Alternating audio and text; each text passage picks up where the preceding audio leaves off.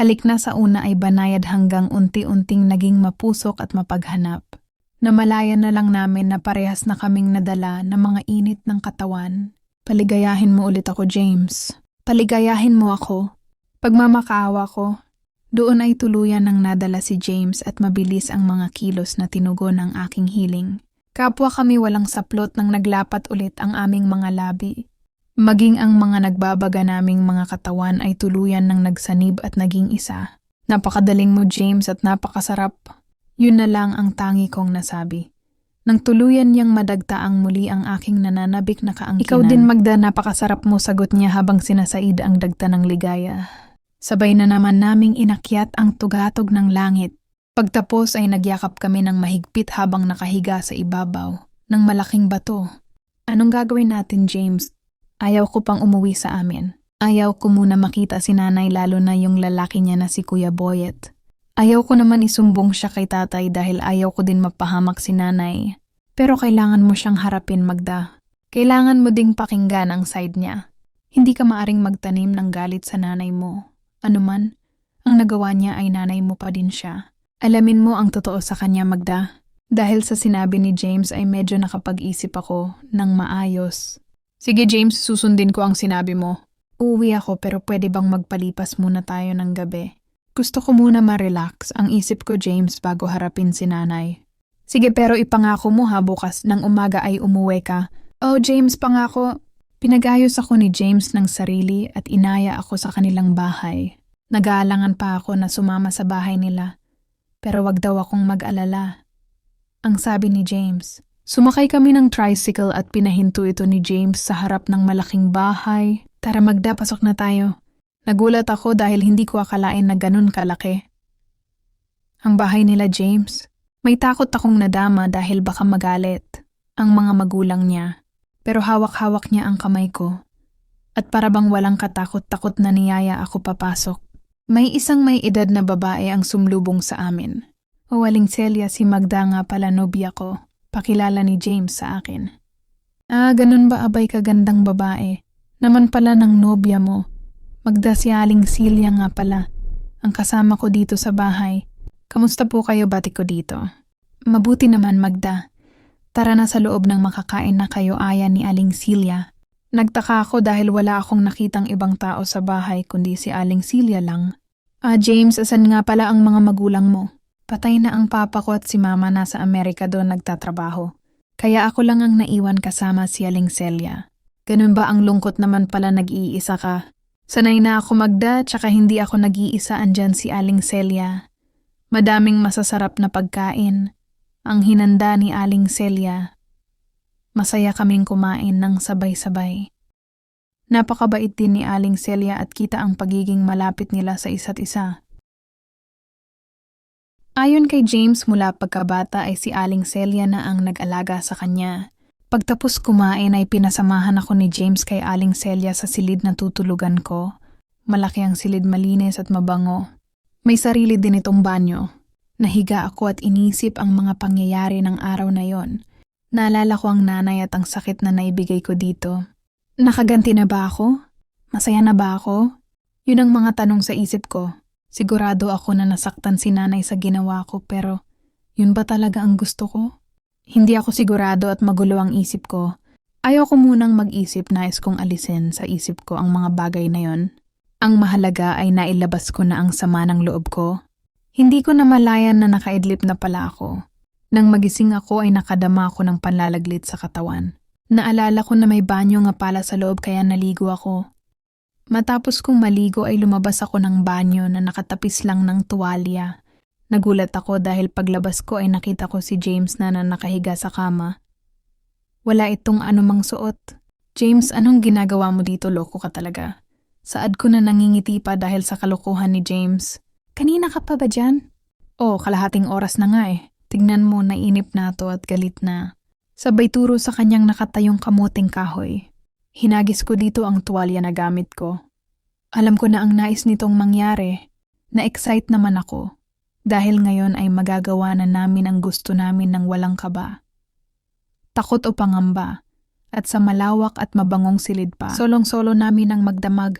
Masayang-masaya kami ni James ng mga sandaling iyon. Mahal kita Magda at handa akong panagutan ang mga nangyari sa atin. Niyakap ko ito. Pakiramdaman muna natin ang ating mga sarili, James.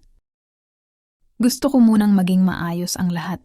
Sa ngayon ang masasabi ko na masaya ako at wala akong pagsisisi.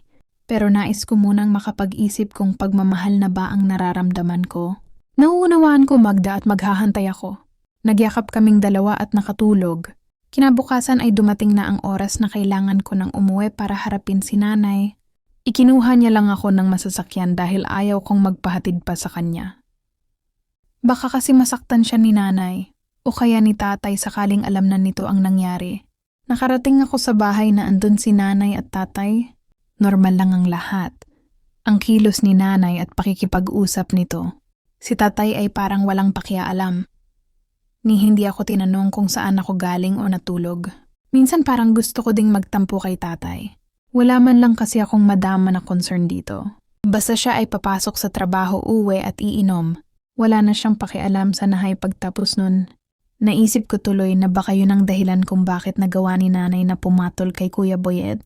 Dahil si Kuya Boyet ang palaging nasa bahay. Siya din ang madalas na tumulong sa amin sa mga kailangan gawin sa bahay. Doon ay nabigyang katwiran kahit papano sa aking isipan ang nagawa ni nanay. Tao lang din si nanay na tutukso at nagkakasala. Kung tutuusin ay parehas lamb kami. Nagiinit ang katawan at naghahanap ng papawi ng init. Nagkataon lang na ng mga panahong iyon ay si Kuya Boyet ang laging nasa bahay. At siya ang naisip namin ni nanay na papawi ng init. At ang kay nanay ay papawi ng lungkot na dulot ng kakulangan ni tatay. Lumipas pa ang mga araw na normal naman ng lahat pero alam kong nakikiramdam si nanay. Wari bang kumukuha lang ng lakas para kausapin ako? Ramdam ko sa mga kilos at tingin nito. Si Kuya Boyet ay hindi ko pa nakitang pumunta sa bahay mula nang umuwi ako. Hanggang isang araw ay nagkaroon na din si nanay ng pagkakataon na kausapin ako. Madga anak tungkol dun sa nakita mo. Alam ko na ang ibig niyang sabihin. Kalimutan na natin yun, sagot ko. Gusto ko lang sana magpaliwanag saad nito. Wag na po naging pag-usapan yun kung tungkol lang kay Kuya Boyet. Hindi na rin siya nagpumilit pa.